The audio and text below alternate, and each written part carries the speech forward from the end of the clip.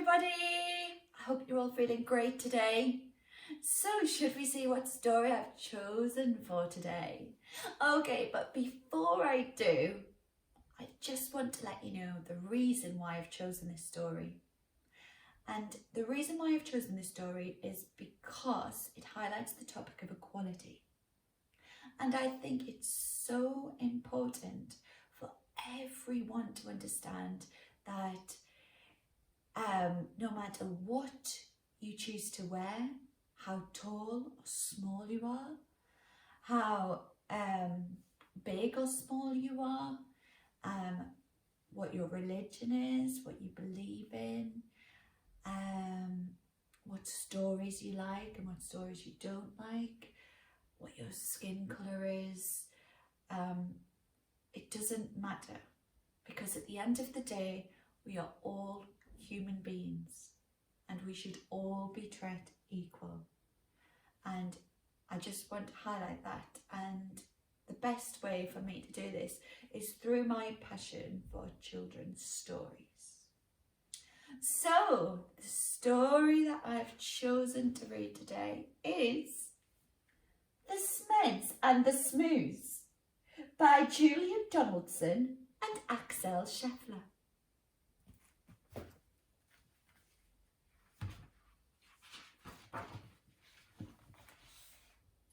By a alluvial lake on a far-off planet, there lived a young Smed, and her name was Janet. Not far away, on a humblety hill, there lived a young Smoo by the name of Bill. So this is Janet. And can anybody see what Bill is? Oh, there he is. There's Bill.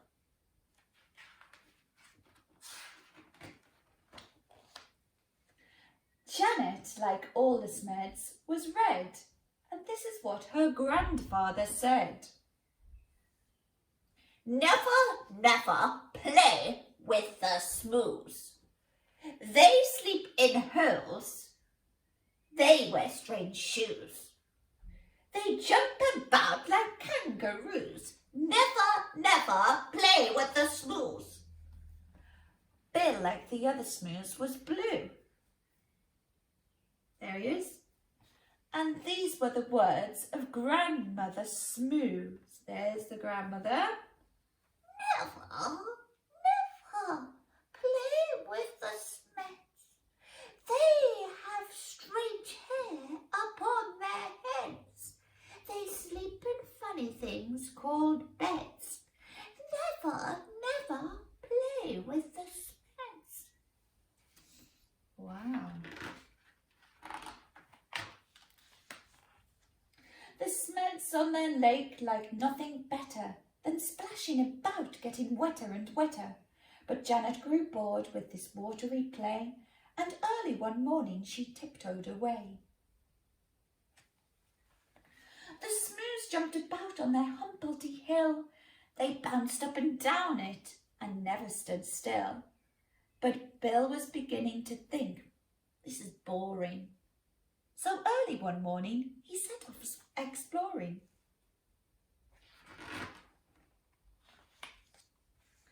Janet met Bill in the Wurpley Wood, where the truckles grew tall and the glumples smelled good. The two rubbed antennae and played all day long. She told him a story, he sang her a song. Then they climbed to the top of a gerberry coot and nibbled its juicy and jellyful fruit. Ah, there they are. Oh, they look like they're having a lot of fun, don't they?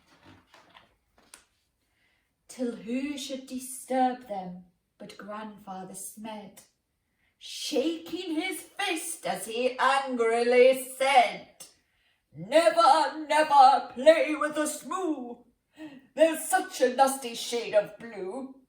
For the 100th time I say to you, never play with a Smoo. Grandmother Smoo was close behind, and this is how she spoke her mind. Never play with a Smed. There's such a dreadful shade of red. I'll say again what I've already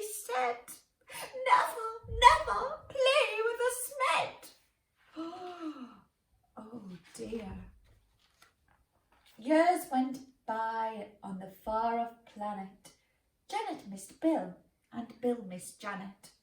But off they crept whenever they could to sing and play in the Wurpley Wood. The two of them grew and decided to wed, but what do you think their grandparents said? Oh dear. Never, never play. Never, never marry a Smoos. They're a beastly bunch. They're a crazy crew. They drink black tea, they eat green stew. Never, never marry a Smoos. Never, never marry a Smed. My dearest child, are you off your head? They drink pink milk, they eat brown bread. Never, never marry a Smed.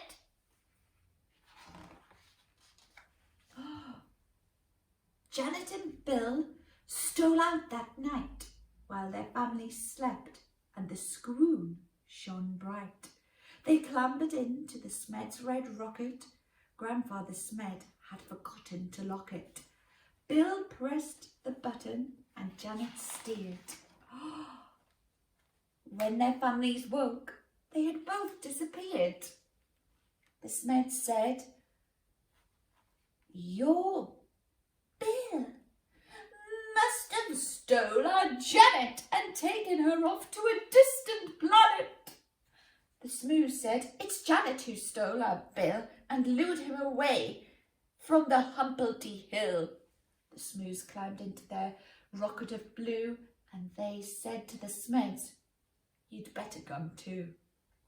Suspicious and scowling, they soared into space till they reached planet Vumjum, a dry, dusty place.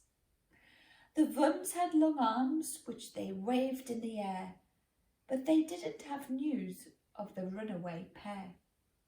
The next stop was Lurgelstrop, covered in roses and watered by beasts with small eyes and long noses.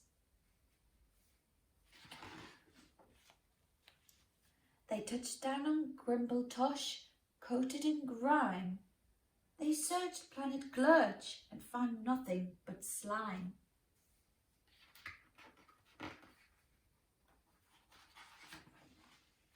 One morning the Smoos found they'd run out of tea, so the Smeds shed their milk, which was pink as could be. Then Grandfather Smed said, "My hair needs a trim," and Grandmother Smoo kindly cut it for him. Wow. They landed on Skloop, where the Skloopies wore kilts, then flew to Klaboo, where the Clabs walked on stilts. They searched all year long, then they searched longer still, but they didn't find Janet, they didn't find Bill. "Alas," said the Smoos, and the Smeds said, "Alack, we have failed in our quest, we'd better turn back."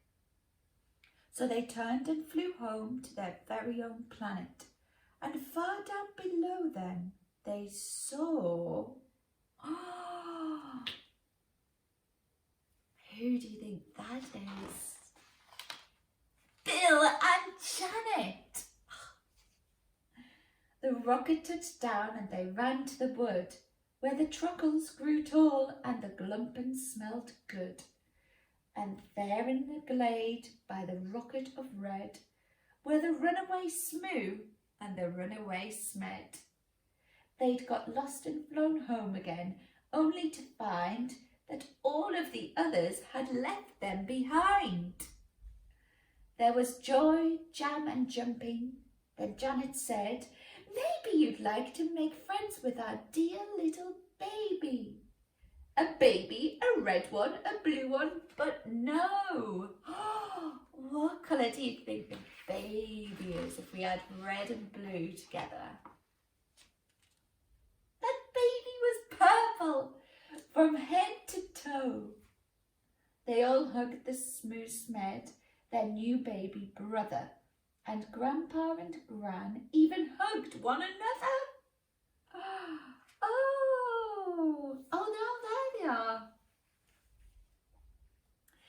laughed and they splashed and they danced with delight.